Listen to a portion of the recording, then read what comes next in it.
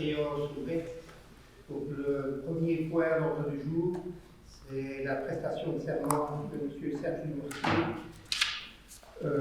quatrième suppléant de la liste ensemble, donc il a nommé le secrétariat communal par email du 15 mars 2022, qui est candidat pour remplacer Mme Johanna Colmont, qui est démissionnaire.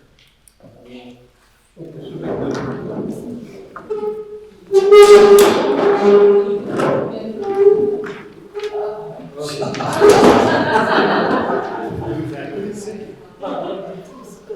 Je, fidélité au roi, obéissance à la Constitution et aux lois du peuple belge. Félicitations.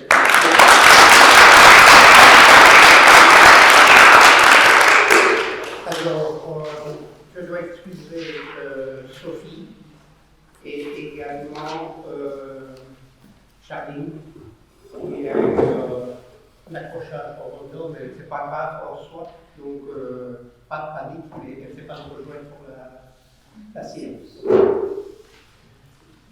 Le deuxième point à l'ordre du jour, c'est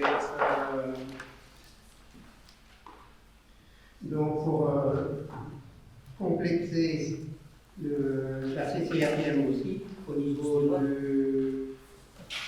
du prorata du pouvoir politique. Donc, le Conseil communal décide de nommer des personnes suivantes membres de la CCAPM, donc Mme Christine Bréda comme effectif et M.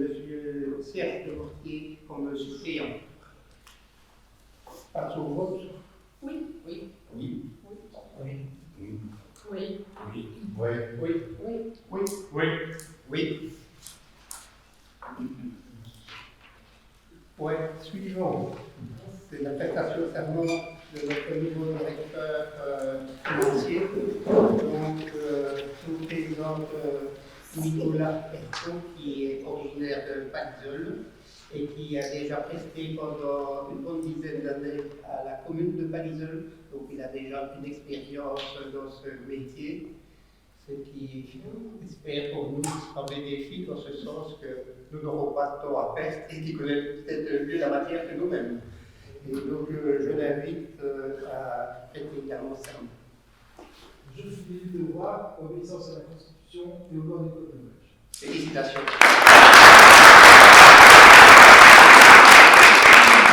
Bienvenue à la Assemblée.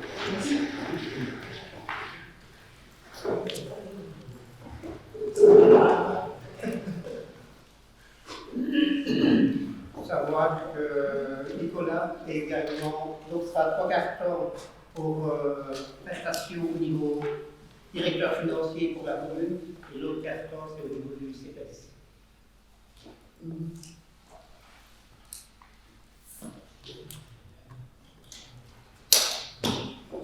Le point 4, création de liaison très haut débit sur le fibre optique sur le territoire de la Trèche. Je vais passer le dossier à José. Oui, donc ici c'est pour l'ensemble des charges pour la mise en place de la fibre optique entre le CPS et ici à la Somme. On a mis un montant de 71 600 € pour TVA dans l'estimation, ce qui fait 25 106 €, TVA comprise. Donc il y a 3 250 élèves, pratiquement 4 km à réaliser, dont 1700 mètres en souterrain, où le tranché et le passage des tubes sera fait par la commune. Vous avez des questions par rapport à ce dossier? Non, on a déjà exprimé notre position par rapport au dossier. J'ai quand même une question. Quel intérêt de le faire si on espère que le CPS revienne à côté de la maison communale? Je trouve qu'il y a quand même beaucoup de frais au niveau du bâtiment. Pourquoi faire? Le principe, c'est d'avoir 2 serveurs qui sont distants suffisamment dans des bâtiments différents pour des raisons de sécurité informatique. Donc, on s'est dit, c'est autant le faire là-bas, même si ces CPS ne sont plus là-bas à terme, les backups se feront toujours entre les deux. Donc on espère regarder le bâtiment de Fourier-Pamiers et tout. Imaginons que le CPS remonte ici, on regarde le bâtiment. On en aura sûrement besoin pour l'école, de ce bâtiment-là, d'une Ça, c'est la question. Hein, c'est pour ne pas aller investir dans quelque chose si ça n'a plus d'intérêt. Parce que ça peut quand même être il n'y a pas d'autre solution qu'à part, parce que ça coûte quand même cher, on n'a pas d'autre solution que passer pour le fibre optique. Si on était passé par des lignes directement par un prestataire de service, en 5 ou 6 ans, on paye la fibre. Ça regarde un peu de pour Et la fibre ne peut pas servir pour quelqu'un d'autre. Elle pourra Il servir, faut parce que elle pourra servir pour les écoles, elle pourra servir aussi pour éventuellement d'autres activités sur la salle, etc. Et si on fait un espace de coworking dans ce lieu-là ou dans ce coin-là, ils seront aussi reliés par rapport à la fibre.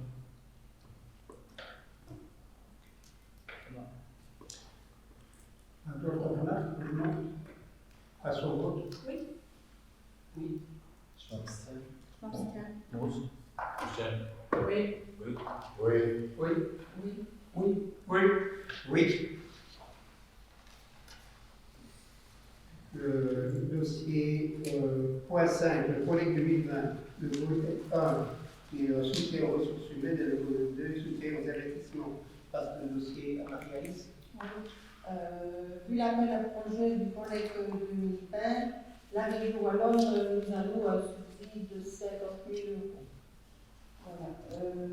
Le montant du subside est réparti en 2 volets. Le premier, c'est le projet d'investissement retenu par la région wallonne et la création du réseau de chaleur à l'école de Brune, qui serait raccordé depuis la chaufferie de la salle Saint-Pierre. Le montant des travaux est estimé à 40 506 euros de TVA comprise, répartis comme suit. Donc, il y a 30 379,50 euros trouvés par le subside, soit 75% du montant total de l'investissement, et 10 126,50 euros à la charge de la commune. Alors, le volet 2, c'est le soutien aux ressources humaines, la valorisation du personnel déjà en place, à savoir les conseillers, qui comprend dans ses missions le suivi et la mise en œuvre du plan climat. Et le montant du subside est de 22 400 euros.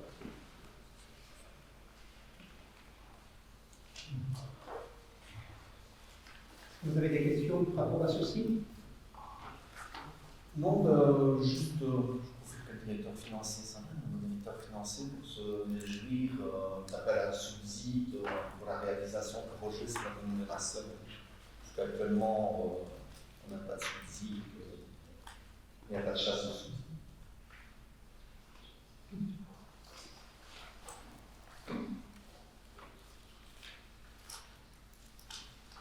Alors, par rapport à la salle Saint-Pierre, donc vous avez reçu une invitation. Oui. Donc, pour l'inauguration avec la partie grand public, ça veut dire les membres de la CCDR, puisque c'est un projet fédéral de TCDR, les membres du conseil communal et la population de Brune. Donc, cette inauguration-là se fera en soirée en présence du comité des jeunes de Brune qui nous aide pour la circonstance. Et puis alors, il y aura dans la foulée une autre réunion de travail qui est organisée avec le cabinet du ministre Pampry et normalement de la ministre Pellier qui viendront pour une présentation de la politique du chauffage, des ressources en chauffage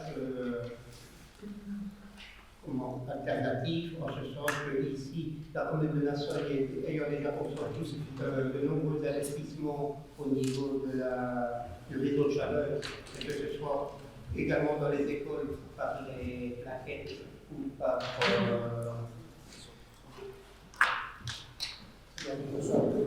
donc plaquettes ou alors pellet. Et donc à ce moment-là, ce sera une opportunité pour montrer, ça sera une vitrine pour la région wallonne, puisque les communes savent parfois, avec le soutien de la région, dans la réalisation des travaux de cette année. Alors la réunion le 27 avril à 9h30 à Grenoble.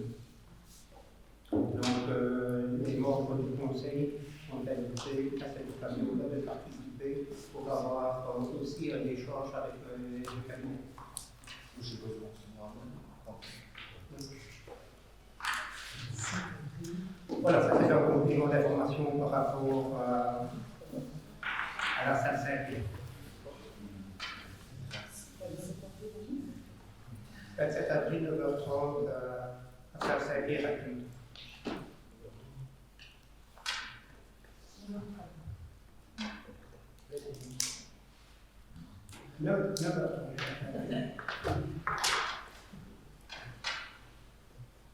Le point 6 s'appelle l'offre de l'octroi d'un droit de superficie. Pardon. Pour les toits. Oui. Oui.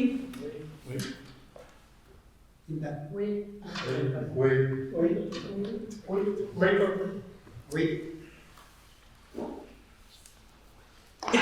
Cherche que trouve déjà la majorité. Elle attendait ton vote.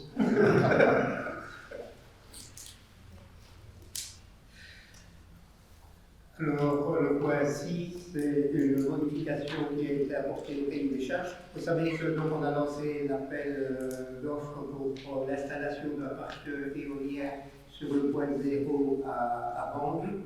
Et donc, certains opérateurs font des remarques, à juste titre, entre autres des remarques qui étaient soumises au groupe de travail qui avait été constitué pour la circonstance, c'était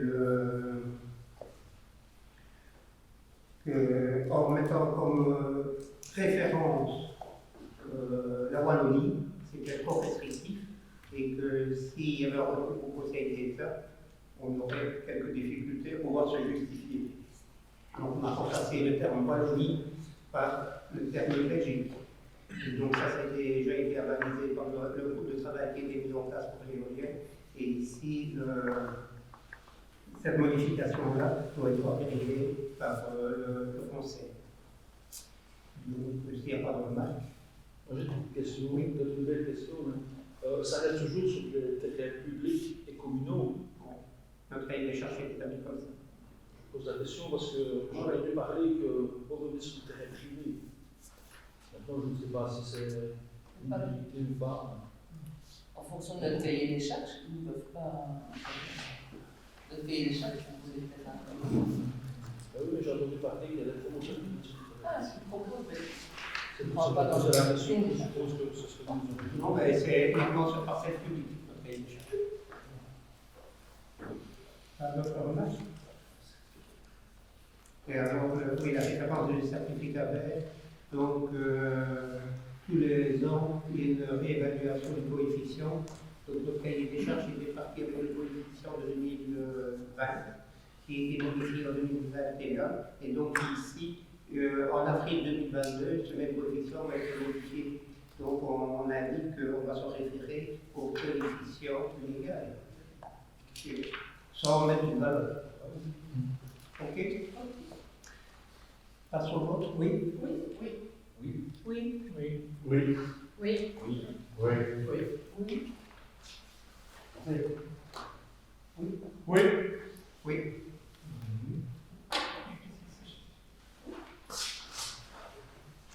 Le point suivant. Appel à projet à court terme participation. Donc, on en avait déjà un petit peu parlé la fois dernière, c'est le fameux appel à projet, accord taxe optimum, qui nous permet d'aller chercher jusqu'à 500 000 €. Je dis toujours qu'on ne va pas en chercher, donc je dis ici qu'on va en chercher. Précédemment, on n'allait pas en chercher. On a fait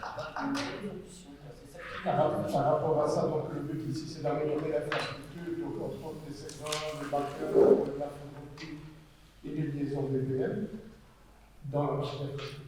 Dans la partie connectivité, on va installer le Wi-Fi dans l'ensemble des bâtiments communaux. Par rapport au site web, proprement dit, il va devenir responsive, donc il va évoluer un petit peu dans une nouvelle génération, et il va inclure les guichets, le compte citoyen développé et la prise de rendez-vous et des réservations, plus les signalements de problèmes. Alors, il y aura la dématérialisation du processus de travail en interne et en externe avec la publication automatisée des délibérations du conseil communal sur le site internet.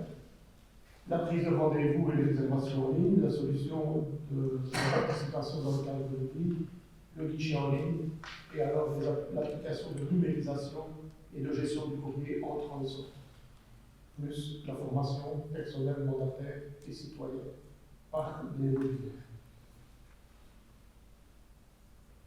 On en arrive à une somme de 486 000 dans l'estimation, 486 300 qui devrait se situer à 80%.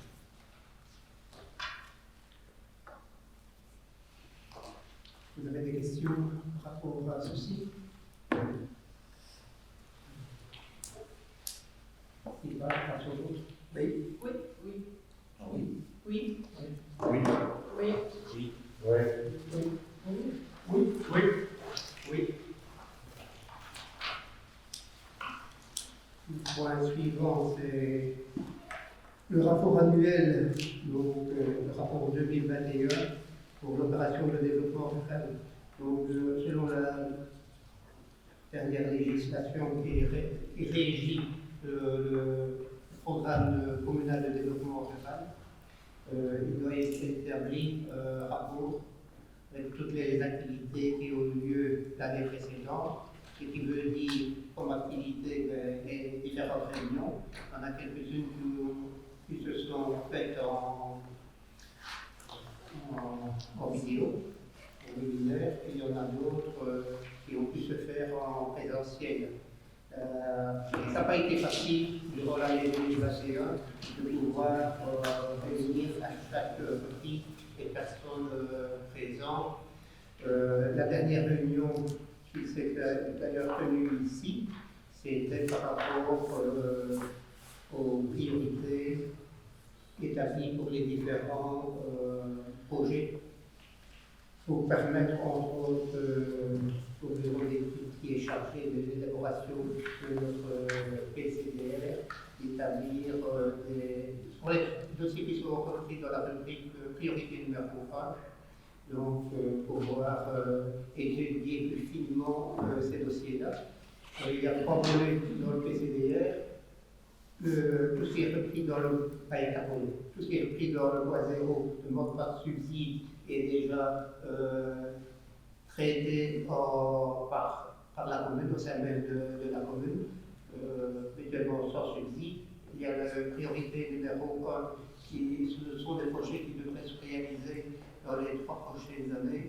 Numéro 2, sur les 3 années suivantes, et projet numéro 3, pour les 3 dernières années du PCD. Et donc, je suppose qu'ici, vous avez eu l'occasion, en plus, ici, autour de la table, il y a quand même quelques membres qui ont participé à ces commissions de développement rural. Donc, je suppose que vous savez de quoi on parle. Il y a des remarques particulières à formuler, je crois aussi. Oui, moi je voudrais signaler que dedans il y a aussi le règlement d'ordre intérieur et que pendant le Covid, on n'a pas appliqué entièrement l'article 7 pour les personnes qui n'étaient pas excusées, qui ne venaient pas 3 fois d'affilée, vu que là on est un peu plus l'idée que maintenant si on commence les réunions normalement, on réappliquera le règlement d'ordre intérieur intégralement. Phase de répression. Pardon? Une phase de répression. Par rapport au rapport 2021, ça se retrouve des éléments de 2014 ou 2015.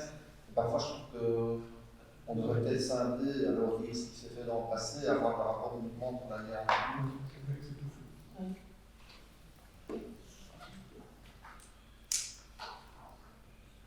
Ok. Donc,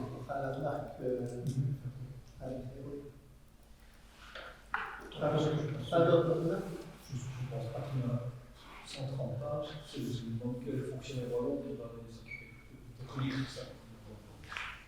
Un plan qui est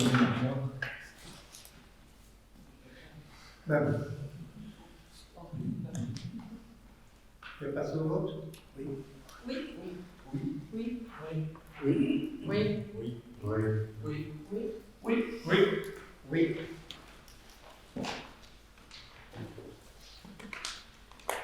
Niveau des communications. Donc,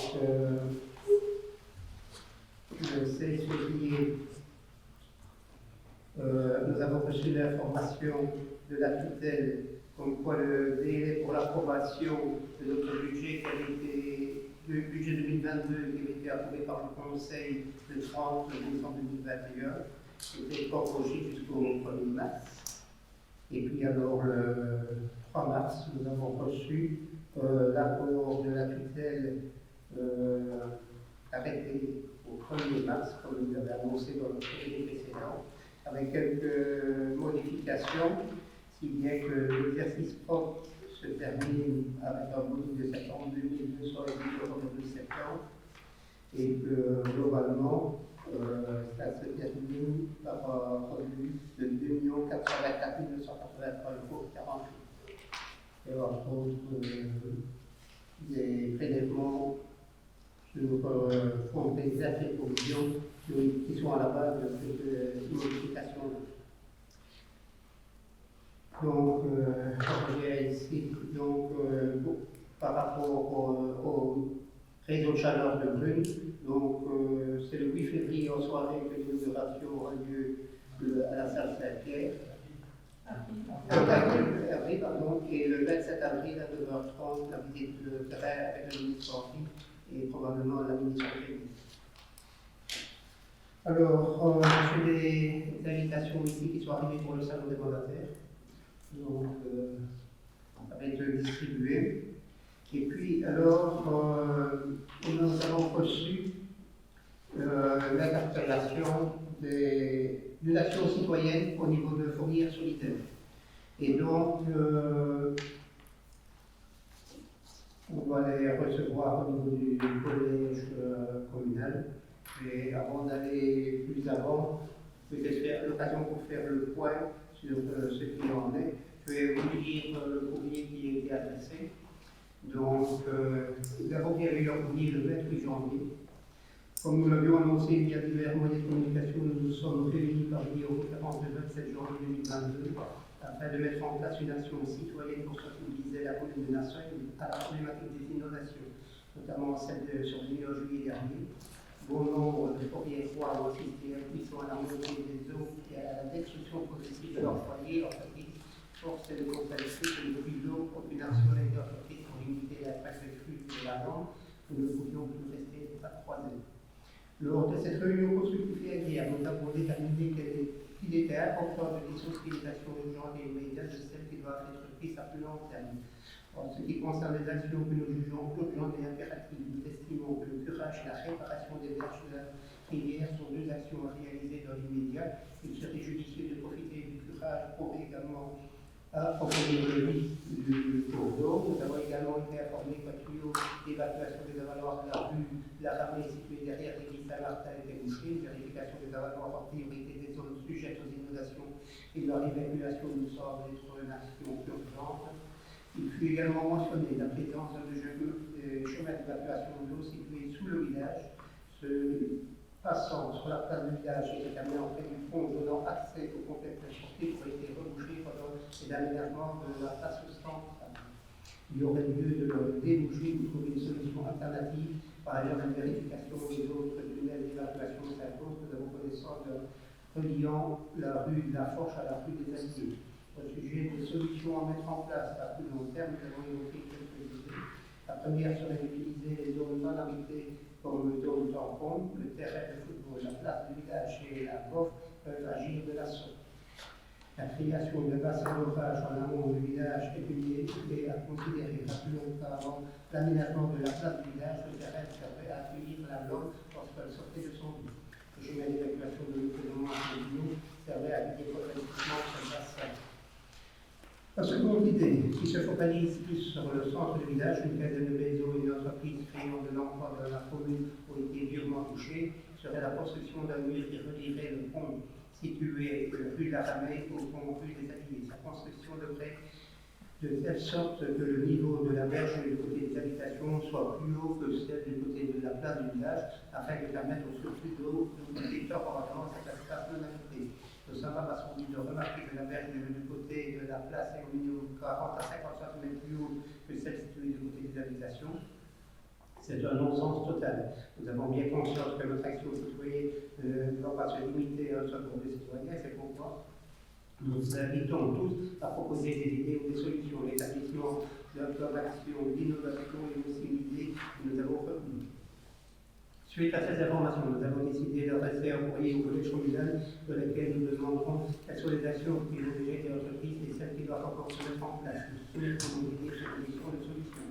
Nous souhaitons également savoir à quoi servir les subventions reçues de la part de la région Wallonne suite aux inondations.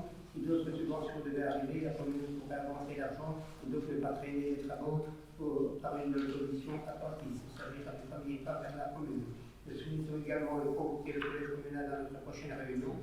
La date de celle-ci n'a pas encore été fixée. Nous espérons qu'elle pourra se dérouler en présentiel. Nous souhaitons à nouveau rappeler que notre but n'est pas de faire tourner les têtes et de faire bouger les choses en insistant sur l'urgence de la situation. Nous comprenons tout à fait ce qui n'est pas toujours une ressource de la commune et force est de constater que d'autres entités de la province ont déjà entrepris des actions, sachant que la région n'interviendrait pas avant un certain temps. L'avancée de la recherche n'est plus au stade de débauche des actions concrètes sur se réaliser. Nous ne pouvons plus attendre pour agir maintenant. Nous remercions une nouvelle fois les personnes qui se sont jointes à nous lors de notre meeting. C'est pensant que nous arriverons à trouver des solutions. Nous suivons aussi, nous avons promis des éléments ou solutions cités dans le cadre des habitants rejoints en action ou à nous contacter aux coordonnées ci-dessous pour l'action citoyenne solidaire.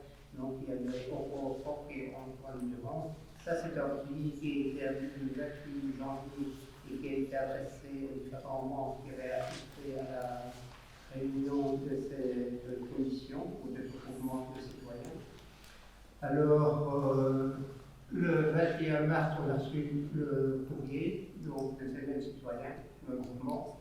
Vous avez probablement dû entendre parler de notre action citoyenne qui vise à sensibiliser les différents niveaux de pouvoir à la problématique des inondations, mais aussi, surtout, elle cherche à trouver des solutions pour minimiser le risque d'inondation. L'idéal serait de supprimer tout risque et nous ne sommes pas dupes, c'est une chose impossible.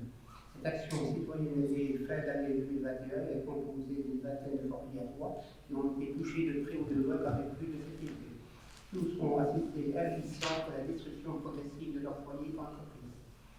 Depuis lors, nous sommes étonnés de voir que peu d'actions concrètes aient pu voir le jour. Nous avons bien conscience que différents niveaux de pouvoir doivent intervenir, mais force est de constater que d'autres entités de la province ont déjà entamé des travaux qui étaient urgents. Nous ne pouvons pas dire autant de la commune de Massonne à notre grande garde.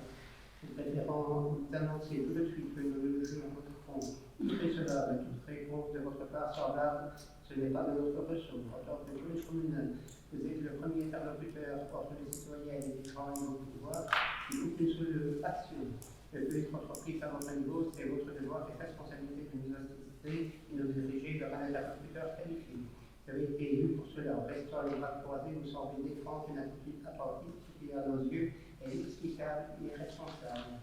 Nous sinistrés avons constamment la boule au ventre lors de chaque averse, puis nous ne pouvons plus vivre dans la peur. Des actions concrètes doivent être faites le plus vite possible. Encore une fois, nous mesurons toute la complexité du dossier, mais nous avons assez attendu. Nous sommes prêts à vous aider à soutenir les tâches supérieures. Nous sommes également disposés à vous aider à trouver des solutions et à intégrer un groupe d'équipe. Nous estimons être plus à même à aider et proposer des solutions. C'est pourquoi nous vous convions à notre prochaine réunion de la date et le lieu ne sont pas encore connus. Vous serez notifié ultérieurement. Vous pouvez d'ores et déjà soumettre quelques dates qui viendraient pour plus de facilité. Mais dans l'autre temps, nous avons connaissance de la réunion du conseil communal qui se le 4 mars prochain. Nous souhaitons à ce titre poser la question suivante, les inondations de juillet dernier, quelle action concrète avez-vous entamée? Avez-vous conclu cette avec le mot à chaque fois que vous mènerez des actions contre les inondations, vous pourrez à vos côtés, à défaut que vous vous trouverez sur votre chemin, avec des salutations d'usage. Alors, depuis les inondations de juillet dernier, quelles sont les actions concrètes que vous avez entamées? Donc, fin janvier, début février, donc on a rencontré la région wallonne qui gère la LOM à Fourrière. Il y a 3 questions qui ont été posées. La première, c'était la date où ces berges allaient être établies. La deuxième, c'était quand allait intervenir le curage de l'île de la rivière. Et la troisième, c'était le prolongement de la ligne à l'arrière des maisons de la rue de la Vallée pour la prolonger plus en allant vers le camping. Pas jusqu'au camping, mais en allant vers le camping. Et donc, à cette réunion-là, le fonctionnaire que nous avons reçu nous a indiqué qu'il fallait passer par un marché public, entre autres pour remettre en place les berges. Ce qu'on a fait remarquer à notre niveau, c'est que, effectivement, c'était bien de mettre les berges, mais il faudra peut-être curer le lit avant d'entreprendre la mise en place des berges. Alors là, c'est un permis d'urbanisme complet, c'est-à-dire avec l'intervention d'un géomètre pour mesurer la profondeur nécessaire pour le lit de la Lomme. Il faut savoir qu'il y a déjà 10-15 ans ici, il y avait déjà eu le curage du lit de la Lomme et déjà les berges qui avaient été consolidées par des rochers et que, donc, en se basant sur l'étude qui avait été faite à l'époque, pour recalibrer, il n'aurait pas trop de peine à pouvoir recalibrer le lit de la Lomme sous le même dispositif. Je voulais faire remarquer que l'eau que nous avions ramassée ici au mois de juillet était la première fois qu'on vivait une telle ampleur au niveau de Fourrière et que le curage de l'île de la Lomme devait se faire beaucoup plus en profondeur que ce qui avait été fait à l'époque. Et donc, il faut savoir que ce genre de dossier, vous avez les eaux de surface qui gèrent cette problématique-là et doivent en faire référence à d'autres collègues, entre autres, on ne va pas citer le DNF, qui doit aussi donner son avis par rapport à tous ces problèmes au niveau respect de l'environnement. Donc le curage du lit de la Lomme n'était pas une chose acquise. Quoi qu'il en soit, la personne avait pris l'engagement de solliciter un permis d'urbanisme pour ce faire. Un permis d'urbanisme, si c'est pour une construction, 115 jours. Ça renvoie qu'à l'expert comme ça. Mais quand on l'a rencontré à Fourrière, il disait que ça allait commencer. Je suis même étonné, mon frère, parce qu'il disait que ça allait commencer.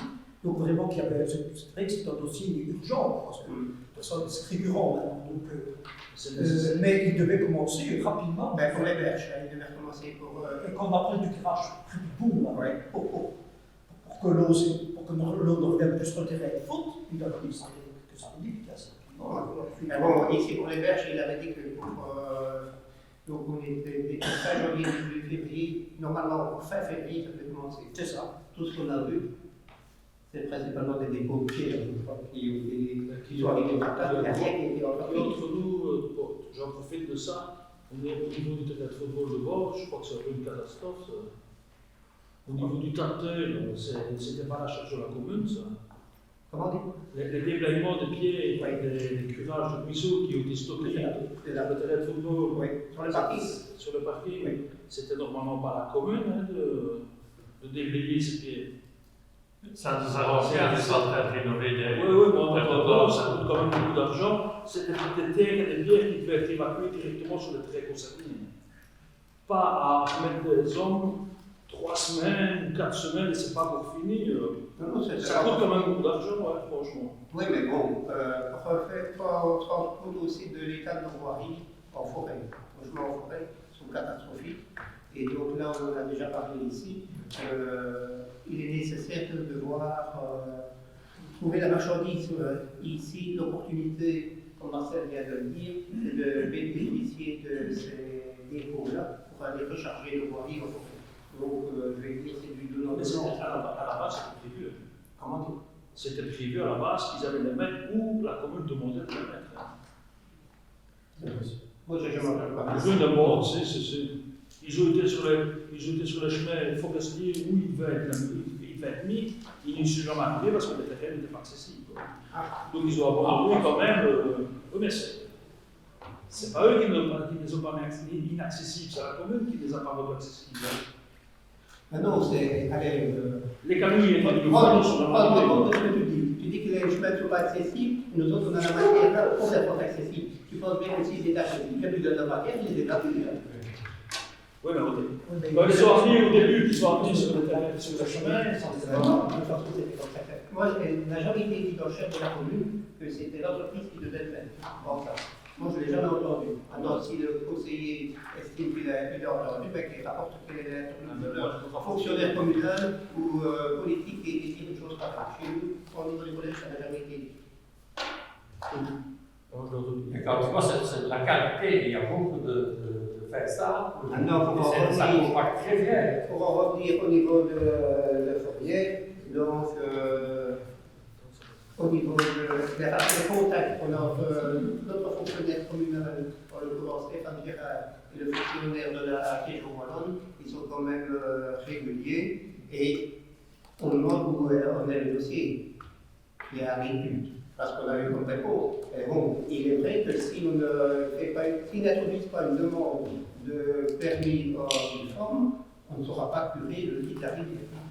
Et ça, c'est le point, à mon sens, qui est le point principal, c'est de pouvoir donner un autre gabarit aux rivières de la Langue pour qu'il y ait un maximum d'eau qui parte de ce côté-là. Maintenant, pour le problème qu'ils évoquent ici aussi dans le premier courrier, comme quoi la berge du côté plus du fossé est plus basse que de l'autre côté, et là aussi, lors de cette réunion avec le fonctionnaire en question, on leur a dit qu'entre les deux ponts, donc celui de la Ramée et celui de la rue des Alliés, la berge de ce côté-là devait être remontée. Donc, on l'a présenté sur place. La personne en est consciente, c'est déjà ça. Déjà consciente des travaux qui doivent être entrepris et elle a vraiment bien, cette personne-là, ce fonctionnaire-là, a bien capté ce que les souhaits que la population souhaitait et que la commune, la même occasion, souhaitait. Donc, cette prise en compte-là, à mon sens, à l'heure actuelle, est encore notre critique parce qu'ils font le nécessaire pour. Le dossier est en cours. C'est vrai que ça prend du temps. Un dossier de marché public, ça prend toujours du temps. Ça prend une urgence. Stéphane en lance régulièrement. Mais normalement, Alors, il y avait encore d'autres opportunités, mais ça, je vais passer la parole à José, de ce qu'on avait programmé, ou on sait qu'on avait été sur place pour permettre, pour protéger les bâtiments. Oui, donc par rapport à ça, je pense que Stéphane est allé, entre autres avec André, avant pour faire un essai avec des planches en aluminium pour barrer l'eau, pour pas empêcher l'eau d'entrer. sur les portes. Donc par rapport à ça, ce qu'on pense lancer, c'est un petit peu de démontrer à la population l'opportunité de cette matière-là et voir dans quelle mesure on ne pouvait pas lancer un achat groupé pour pouvoir permettre à la population de s'équiper de cette manière-là. Ça, c'était une des choses. La deuxième des choses qu'on a... Pardon ? Ce qu'on aurait demandé, c'était pour voir si on ne pouvait pas l'inclure dans le suivi qu'on a reçu de la région. Et donc là aussi, ça remplace les sacs de sable. En fait, on a été critiqué au niveau de la commune parce qu'on n'utilisait pas des sacs de sable alors que des communes voisines le faisaient. Les sacs de sable qui ont été distribués par la commune de la Suède, c'était ce que nous avions envie de faire. Après, moi j'ai eu contact avec Stéphane Tilti, qui était le commandant de la zone de Skou, et cette même personne nous a indiqué, avec ce qui arrive, ça ne sert à rien de mettre des sacs de sable, ce sera inefficace. Donc on n'a pas été au-delà pour se renouveler au niveau des sacs de sable. Et comme je l'ai déjà dit une fois ici, c'est quand même été malheureux de voir qu'on avait mis les grands conteneurs à disposition, et il y a des sacs de sable qui avaient été mis auprès de la population qui se sont trouvés tels quels dans le conteneur. Donc les personnes en avaient bénéficié, au lieu de garder ça en réserve, parti dans le conteneur. Donc là, c'est quand même un peu révoltant aussi, quand on voit le. Je ne vais pas qualifier, mais bon, c'est la bêtise humaine. Maintenant, il y a des nouveaux sacs qui sont spécialement conçus pour ça. Et il y a des communes, quand il y a des risques d'inondation, ils prennent contact avec les sociétés privées de matériaux pour dire faites attention, si on est à des inondations, on va venir vous chercher du sable. Ouais. Donc ça, je peux comprendre aussi que le citoyen attendait ça. Il y en a qui ont peut-être eu moins de dégâts chez eux s'ils avaient ces sacs-là. À ce moment-là, oui, mais maintenant, comme d'après l'architecte qui est avec nous, nous a dit que ça fonctionne comme une bibliothèque, ça. Et en termes d'étanchéité, ben, tu n'as pratiquement plus de problème. Oui, mais c'est un nouveau système. C'est un nouveau système. Et donc ici, ce qu'on propose, parce qu'on va passer devant tous les bâtiments communaux, là, au centre des premiers. C'est pas pareil. Par rapport au il y en a d'autres qui vont faire la tailler, ils n'ont plus d'ordure. Et proposer ça aux personnes qui ont été sinistrées. Moi, et puis, au moins, parce qu'il y a un subside qui est là, je pense que quand même, c'est vraiment la bonne solution. Ça. Mais plus efficace, naturellement, c'est tout ça. Mais il faut faire attention que c'est une installation quand même. Ça ne se pose pas simplement. Ah non, ça n'était pas fonctionnel. Ah oui, c'est pas. Non. C'est pas ça qu'on met une porte. C'est plus compliqué. La deuxième chose que je voulais quand même retravailler, c'est que quand on a parlé du réseau de chaleur, on a parlé de prolonger sur toute la rue de la Ravenne. On a réfléchi un peu plus loin que ça, on s'est dit pourquoi ne pas couvrir un maximum de personnes qui ont été inondées avec le réseau de chaleur. Et on a regardé pour repartir aussi de l'autre côté et reprendre la rue des Alliés du pont jusque la gare et toute la rue du Basto. Ce qui nous fait grosso modo 110 maisons. Là, la FRE est en train de regarder la possibilité de le mettre en place. Et je pense que ça sauverait quand même pas mal les choses parce que bon, ça nous permettrait d'éviter la pollution d'une part et d'autre part, l'échangeur en lui-même, même s'il est mis sous eau à un certain moment, il y a simplement à le nettoyer après, ce qui n'empêche pas de le faire. C'est le bon sens. C'est la proposition formulée à Sénégal il y a quelques mois, de repasser par la rue des Alliés, de repartir vers la rue de Ramon, et qu'on a encore reformulé. Non, la logique qui serait développée là ne serait pas de descendre toute la rue des Alliés, parce que quand il y a le passage du pont, ils préfèrent le faire sur l'autre côté, mais le résultat serait le même. Il faut savoir que même si la province ou la communauté française ne parle pas dans ce projet de réseau de chaleur. Non, la communauté française avait dit c'était la province. Même si eux ne parlent pas, même s'ils sont des grands consommateurs, il y a ces consommateurs par ce biais-là pour rentrer. Grosso modo, autour de 200 000 litres de mazout économique. Oui, surtout pour les objectifs futurs à 2030. Voilà, par rapport à ça, par rapport au courrier. Encore un instant, j'ai demandé aussi à Stéphane Pirard, parce qu'on me demande qu'est-ce qu'on a fait avec le pognon que la commune a reçu. Alors, d'abord, il y avait des travaux de curage sur le réseau d'écoutage, sur la rue de la Force, la rue des Mastos, la rue de la Hallée et rue des Alliés. Donc, ça, c'est la commune qui a repris ces travaux-là.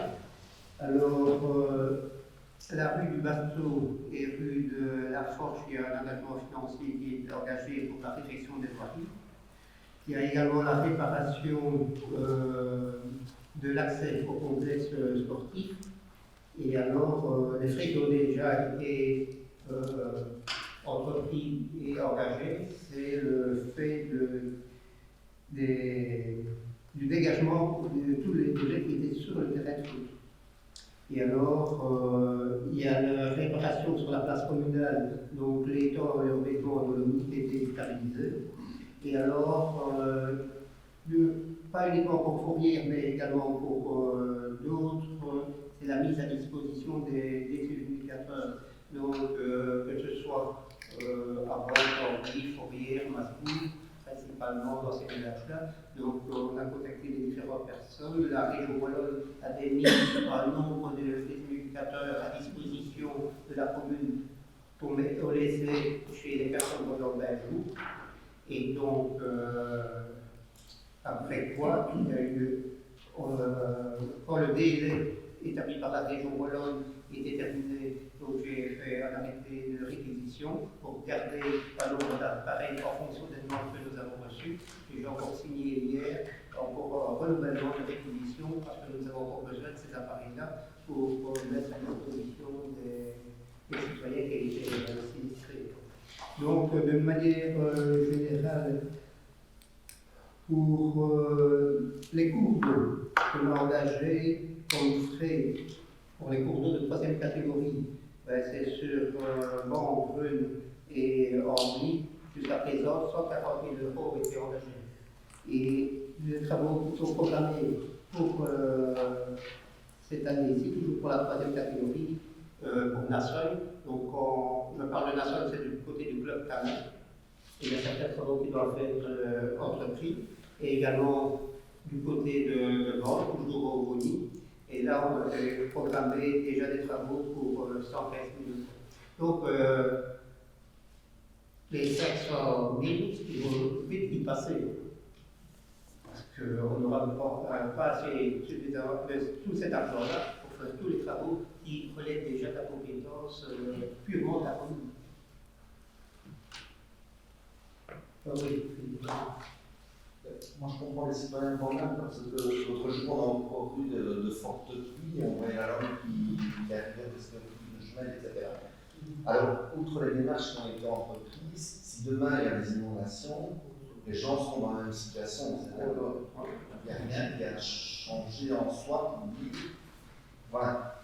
Et donc, moi, ce que je regrette fortement, c'est que nous avions proposé de créer une commission inondation, de faire ce constat avec les citoyens, de suivre le dossier tous ensemble, les citoyens et la commune. Et voilà, ça aurait déjà permis d'apporter des réponses, d'impliquer les citoyens dans toutes ces démarches, qu'ils soient systématiquement au courant. Et donc, je regrette que dans un premier temps, nous ayons dit on va la faire, et qu'après, il n'y a jamais eu de suivi par rapport à ça.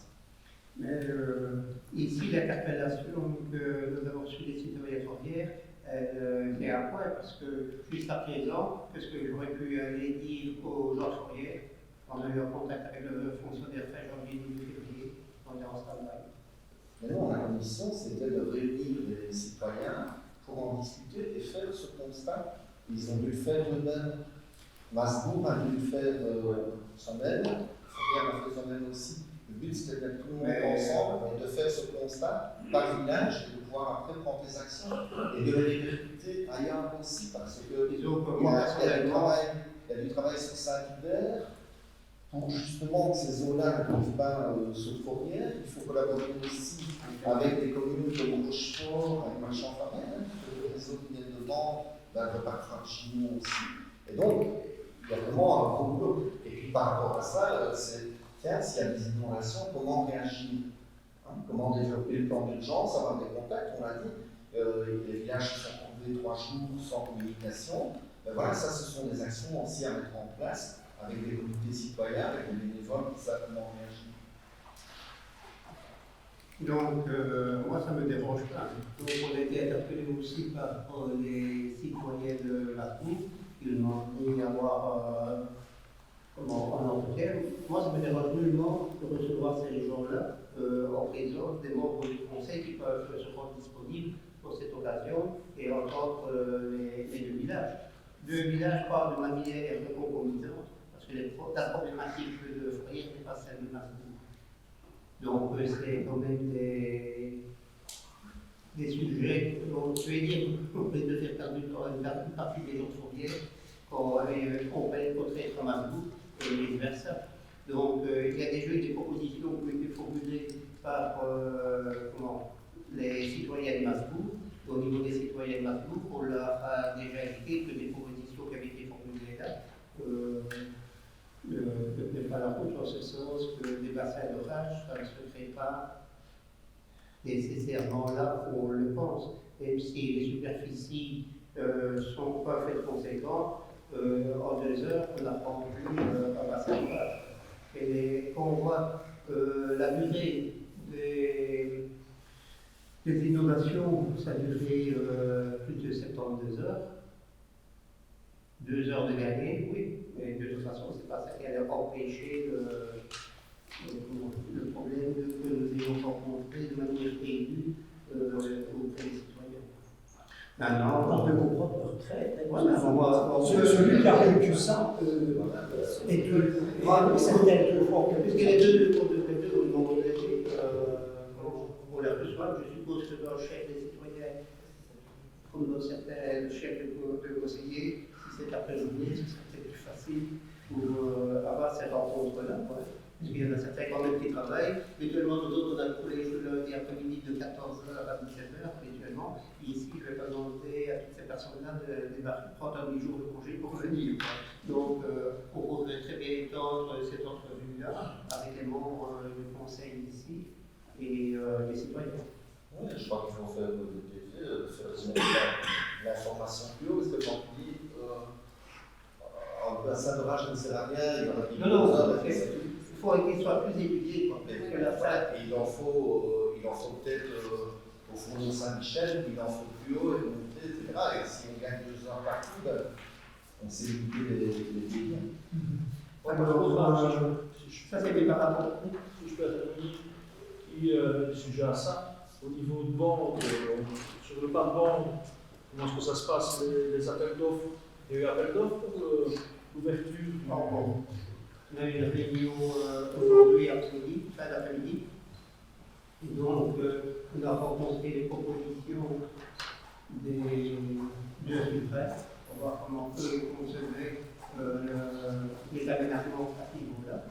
Et la province qui était chargée de faire l'étude va nous revenir avec des propositions d'aménagement, des propositions financières.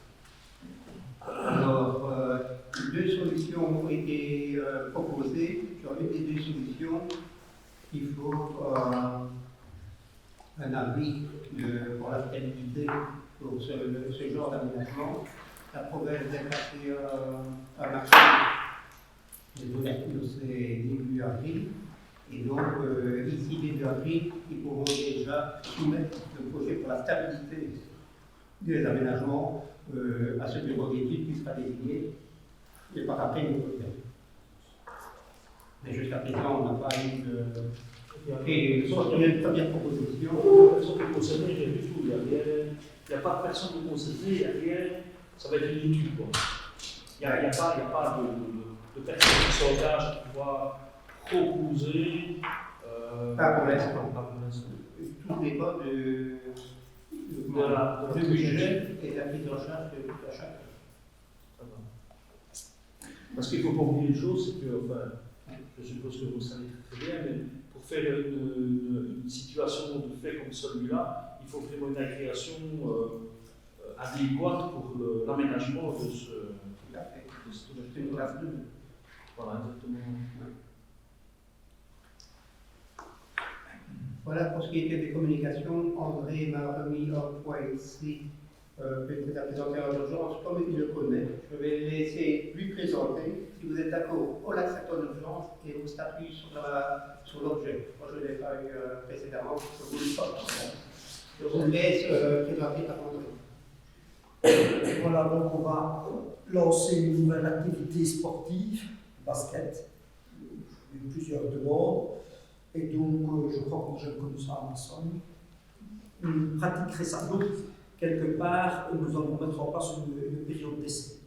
Donc, avec la collaboration de l'ABERS, on va recevoir les tours, les ballons, naturellement, et une durée de 3 mois renouvelable possible. Le prêt est gratuit, et en termes de déplacement, les retours demandent 70 €. Et donc, si on voit vraiment que ça fonctionne, que ça intéresse des gens, des jeunes, là, à ce moment-là, après la période d'essai, on va voir est-ce qu'on va travailler, est-ce qu'on va assurer cette activité-là en club ou pas. Donc, au départ, cette activité de basket va être mixte pour les plus de 16 ans. pour découvrir ce qu'est le basket. Et alors, si ça fonctionne à ce moment-là, ben là, naturellement, il y aura une équipe de filles, une équipe de garçons pour les plus de 16 ans. Et si la demande existe, on fera aussi exactement la même chose pour les moins de 6 ans, pour les grands enfants et les très jeunes adolescents. Donc, ce n'est pas fait que l'ensemble, parce que naturellement, les tours ben, sont de dimensions différentes. Et même pour les adultes, les plus de 16 ans, hommes ou femmes, ben, le ballon est là.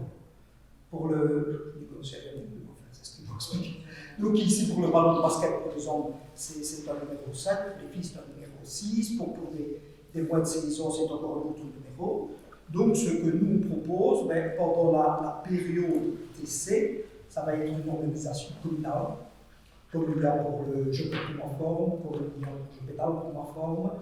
Et donc, à ce moment-là, nous avons trouvé donc, un coach, un entraîneur, qui joue à Libramont. Il s'appelle Benoît Mathieu. Donc, il joue à Libramont, il entraîne les U18 et U19 à Libramont. Il est d'accord de s'occuper de l'entraînement, de faire découvrir cette activité sportive-là, de s'en occuper.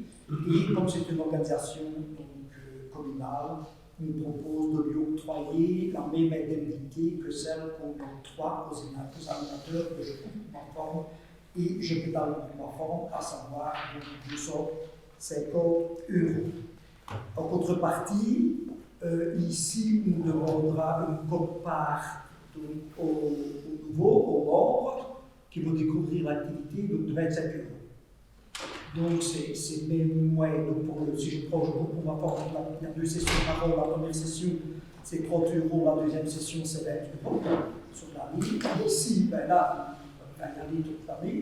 Je ne sais même pas s'il va être en juillet ou ça, ce sera à voir un peu. Et donc, il y a une demande de participation de 25 € par année. Donc, naturellement, s'ils ne font que cette activité sportive-là, c'est encore pour ça par la mutuelle.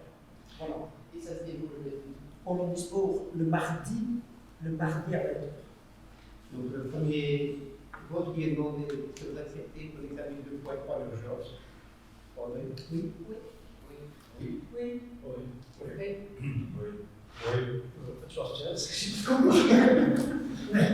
Oui. Oui. Oui. Et alors, donc, sur le principe d'un indemnité allouée au coach qui est de 250 € pour combien de temps? Normalement, les autres, c'est une session de 3 mois, donc ici, ce sera la double. On doit travailler en 2 comme on fait pour ceux. Lui, il se satisfait de ça, donc comme on fait pour les enfants. Et l'autre, la participation financière des participants à 25 €. Donc, c'est quoi là qui est mis maintenant à l'ordre du jour du vote? Oui. Oui. Oui. Oui. Oui. Oui. Oui. Oui. Oui, non, merci. Oui. Oui. Pourquoi le point est en urgence? Il est déjà dans le Ah oui, mais il devait sortir des 2 semaines prochaines. Moi, j'avais vu le programme. Je sais que vous faites la chose. Maintenant ici, pourquoi il est dans le flash info? Ben, comme vous le savez, naturellement, si on fait un devoir avec ça, dans une page, ben là, naturellement, alors qu'ici, le flash info, à une page près, c'est quand même distribué par Et quand les vous avez commencé Ah par ben non, pas directement que j'ai eu l'accord. Je n'ai même pas encore eu l'accord de l'ADEPS, mais j'ai eu un accord verbal, par écrit, je n'ai pas encore eu. Et donc ici, entre la demande et la réception du matériel pour 2 mois. Et donc ici, on a mis dans le flash info, parce que je crois qu'il y a des sorties début avril. Début avril, mais on me dit que c'est déjà sorti aujourd'hui. Ah, c'est hier. Donc, bah, sorry. Et si tu veux. Mais juste pour préciser, donc le flash info, il n'a pas été imprimé, c'est tout ici, ça ne va pas peut-être aujourd'hui. Donc ça fait quand même quelques temps que le sujet est passé et ça fait. Le mois Le dernier conseil communal a été quand Le flash info, on a des articles jusqu'à la télé. Ici, là.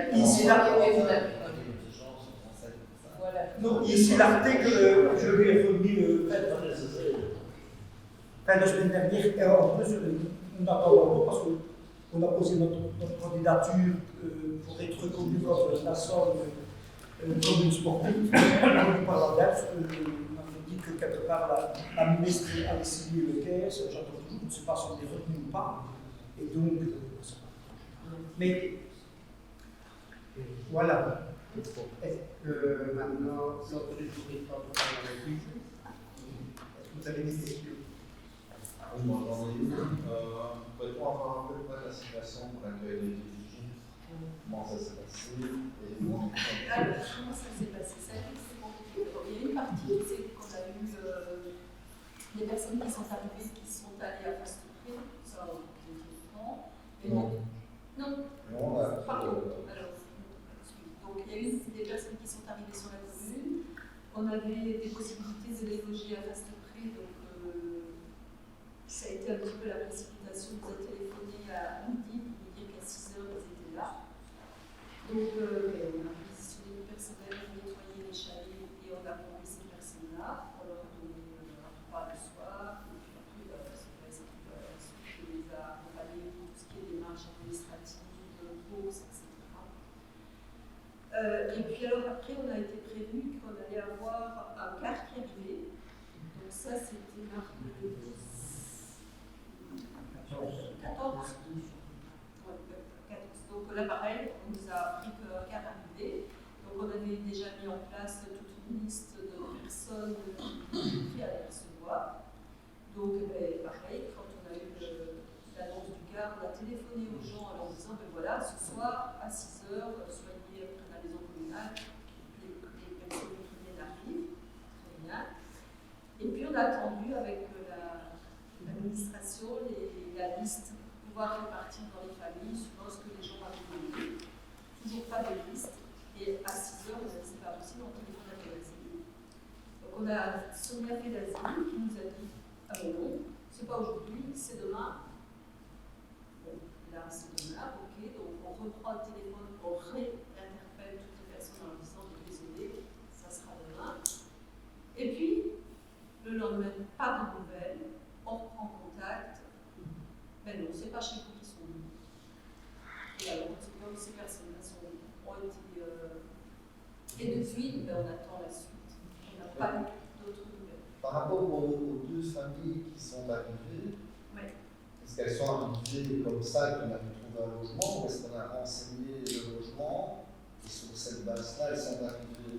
On a eu une liste qui avait été établie dans les 2-3 jours avant, en nous disant, mais voilà, puisqu'on savait qu'il allait y avoir des Ukrainiens qui arrivaient, qui voulait prendre qui, et donc ces deux chalets sont arrivés un petit peu comme ça. La personne de frontière qui s'en occupe a téléphoné, a dit, mais il y a les deux chalets qui sont là, si vous voulez, vous pouvez les avoir. Et ce qu'on ne savait pas, c'est que ces chalets n'avaient pas été utilisés depuis juillet l'année passée, qui se déroulent en or. Donc, dans la précipitation, on a dit OK, c'était des grosses familles, 10 enfants d'un côté, 8 de l'autre, donc c'était 2 pour chalets, voilà, on a pris ça. Et vous n'avez pas été les voir avant 3 semaines? Non, ce qui s'est passé, donc ici, on nous annonce 24 personnes, finalement il y en a 17, 8 et 9, et donc, quand on nous a annoncé 24 personnes, on a pris contact avec le responsable de l'ASBL qui gère les chalets de Fastopré pour voir s'ils étaient en mesure de les recevoir. Ils nous ont affirmé qu'ils étaient en mesure. Et c'est là qu'est venue la difficulté, c'est qu'on s'est fié, parce qu'on nous a dit que ces chalets étaient disponibles, en fait, ils étaient à moitié disponibles ou pas disponibles, parce qu'il y avait des billets de matelas dans la façade et de la vaisselle. Et donc, c'est là qu'on était voir sur place, et c'est là qu'on s'est rendu compte qu'on fallait loin du compte par rapport à la mise à disposition de ces chalets-là directement. Le problème qui était, c'est qu'on avait déjà répondu à Fedazzi, OK, on pouvait envoyer vos 24 personnes, et finalement, il n'était que 17, mais on peut apporter le nom. La difficulté que nous avons eue là, c'est qu'on était pris de court parce qu'on s'est fié aux paroles des personnes qui nous avaient renseignées. Et donc, ce qu'on fait maintenant, pour l'instant, le CPS visite les différents candidats ou potentiels pour voir si réellement ils sont à même de recevoir ces personnes. Ça, c'est pour les personnes qui se sont déclarées via la commune. Mais il y en a d'autres qui arrivent aussi en dehors de déclaration à la commune. Et là aussi, moi je demande, parce que ça c'est la responsabilité du bourgmestre par rapport à l'accueil, comme pour les gîtes, ces choses-là, tout ça est bien réglementé. On ne peut pas accepter le but en blanc comme ça, de quelqu'un qui reçoit, et dire, bah oui, ok, je peux les recevoir. Donc, il est demandé aussi à ceux qui ne sont pas manifestés comme candidats et qui reçoivent, de passer par la commune pour savoir les répertoriés, de savoir qui est chez qui, et puis on confie la mission au CPS qui devra se rendre compte de la capacité d'accueil si elle est réellement bien établie. Si les personnes sont là, il y aura de grosses difficultés. Entre autres, la commune de Manté, par exemple, a été confrontée à un gros problème, c'est que 2 réfugiés sont logés chez des privés qui ont demandé de dégager les réfugiés parce qu'ils avaient déjà fait des dégradations dans l'immeuble et qu'ils ne respectaient rien. Donc, la problématique là, c'est la commune de Manté qui doit assumer. On ne peut pas les renvoyer vers Bruxelles pour qu'ils les mettent ailleurs. Enfin, si j'entends bien, donc, il va falloir aller visiter face au pied avant de mettre dedans. Moi, on me dit que l'endroit est plus ou moins insalubre. Et plus ou moins insalubre. Insalubre, effectivement, parce qu'il n'y a pas d'eau potable. Il n'y a pas d'eau potable. Et mais les 2 familles sont déjà plus là. Non, ils sont partis. À part les autres qui ont une connaissance ukrainienne au niveau de la province de Luxembourg, et ces personnes ont trouvé à poser ailleurs. Alors, les responsables de face de prêt pour proposer leur logement l'interdire. Parce que la grosse difficulté qu'on a, ce n'est pas la côté. Donc il y a des personnes, par exemple, face de prêt, c'est juste que juillet et août, c'est pour les enfants du juge. Donc, avec le fin juin, tout ça sera libéré. On ne garantit pas qu'aujourd'hui, 24 mars, tout sera libéré pour fin juin. Donc au niveau communal, il faudrait vraiment classer ces bâtiments-là. C'est-à-dire qu'on peut recevoir personne dedans. Si, pour des vacances. S'il n'y a pas d'eau potable, s'il n'y a pas d'eau potable. Là, il y a des vacances, ils ont des berlingots et des culs qui arrivent avec de l'eau. Comme les cancers, hein. Oui, Enfin, ça va quand même être sur une place, quoi. C'est des bâtiments, on ne va pas qualifier un salut, mais c'est des bâtiments qui ne sont pas aptes. Non. À recevoir, voilà. Donc voilà, si les situations arrivaient, on devait savoir que ces bâtiments-là ne pouvaient pas accepter des familles. On peut recevoir des scots, mais pas des familles. Ils ont quand même sur la Quand il a fallu lundi déménager ces personnes-là, elles n'étaient pas d'accord, elles se trouvent très bien là. Oui, il y a des pensionnaires qui veulent bien offrir le gîte, ce n'est pas couvert. Parce que c'est vrai que ça peut perdre du temps. Et là, dans un cas hypothétique où d'autres réfugiés arriveraient, ce qui va se passer, c'est évident. Si la commune applique le chose qu'elle entreprend, ou elle se contente de compter sur le privé. Est-ce que vous avez déjà des endroits pour un peu corriger cette c'est organisé par la région. Donc, on n'avait rien, nous autres, on a déclaré. Rien. Il y avait ceci ici, on n'a pas dit, donc c'est pas retenu. Il y a des douches ici, il y a une cuisine. Donc, et ça ne peut pas convenir pour un accueil de candidats réfugiés.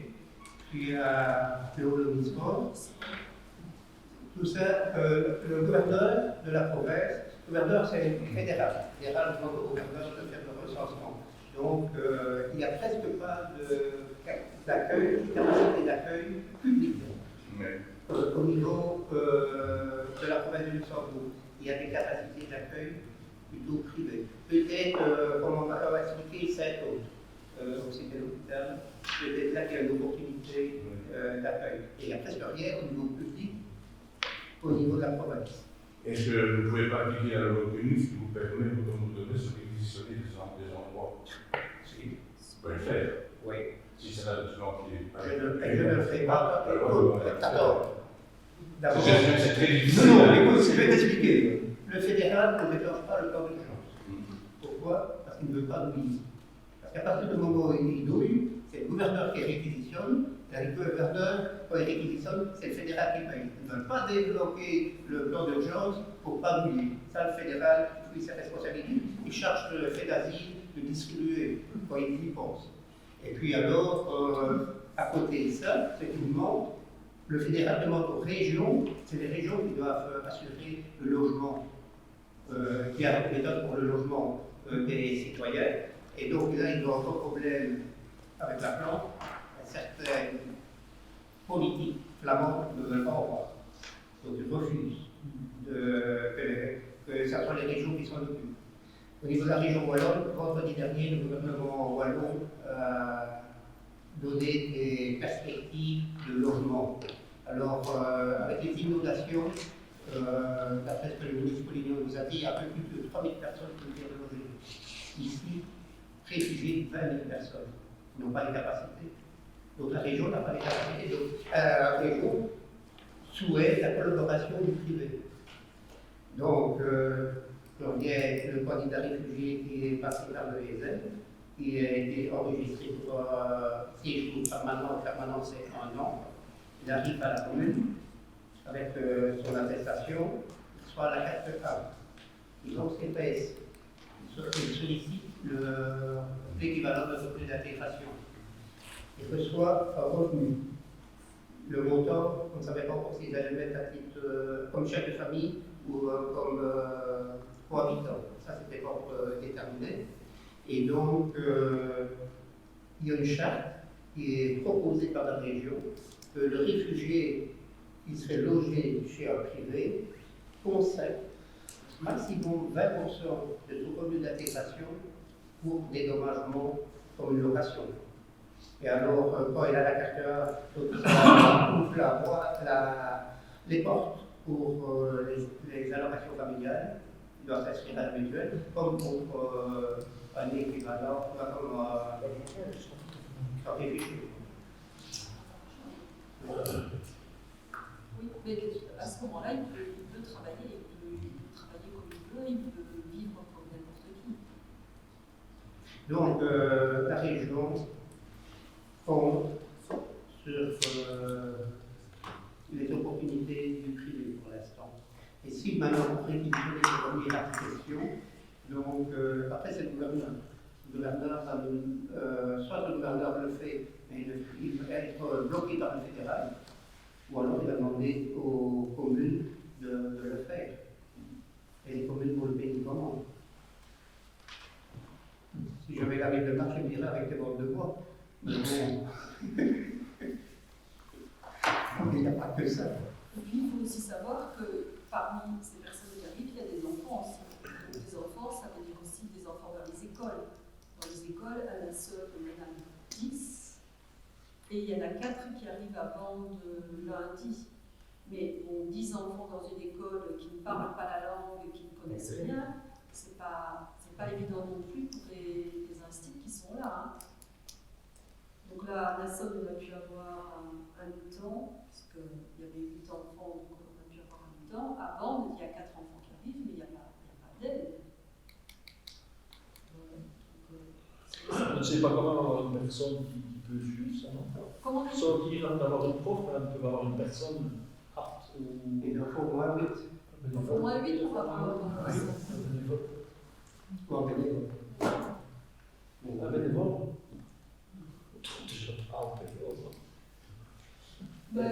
Sur Neston, on a quand même des bénévoles, on a quand même des gens qui sont prêts à aider, mais. Il y en a beaucoup qui sont manifestés. Et par rapport à toutes les discussions qu'on vient d'avoir, pourrait-on dire que c'est difficile d'organiser ça à tous les niveaux de pouvoir?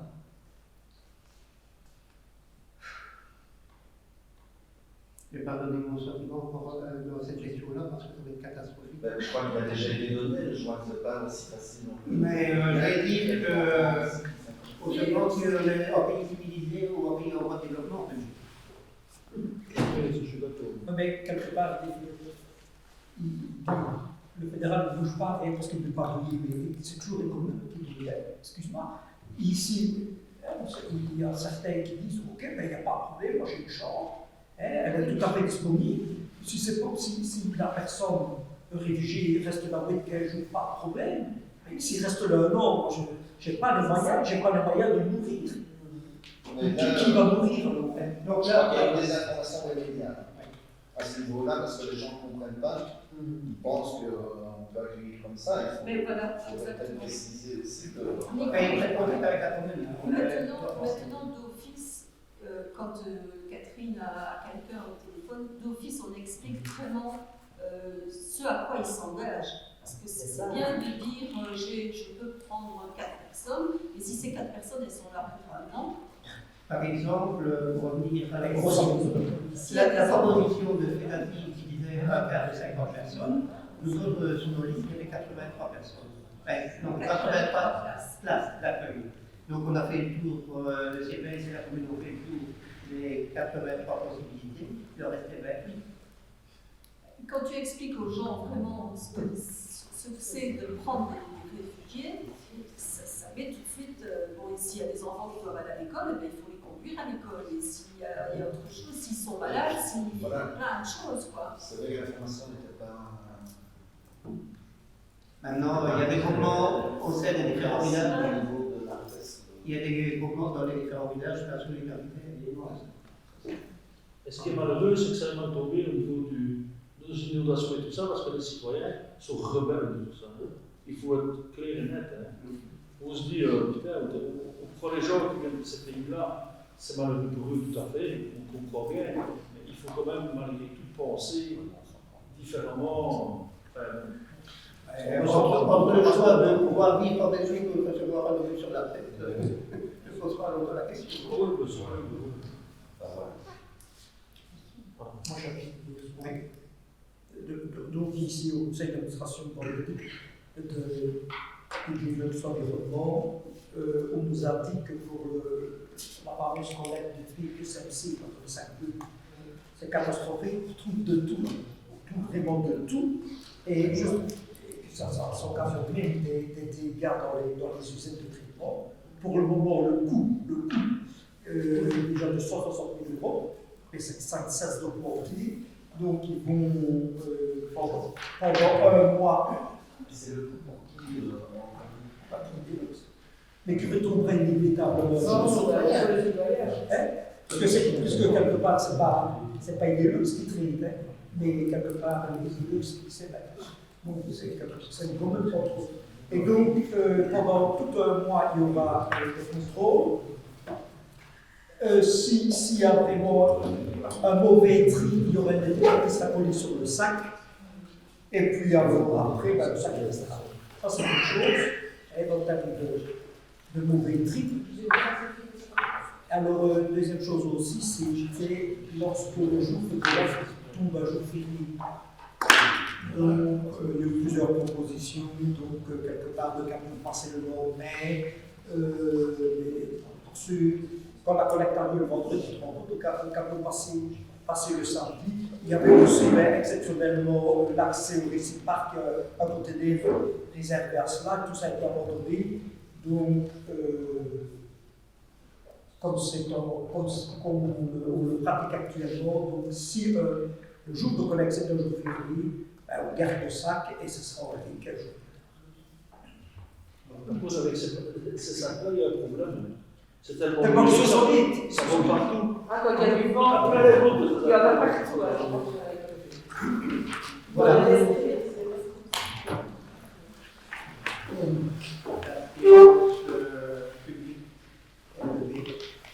Merci au public de la participation.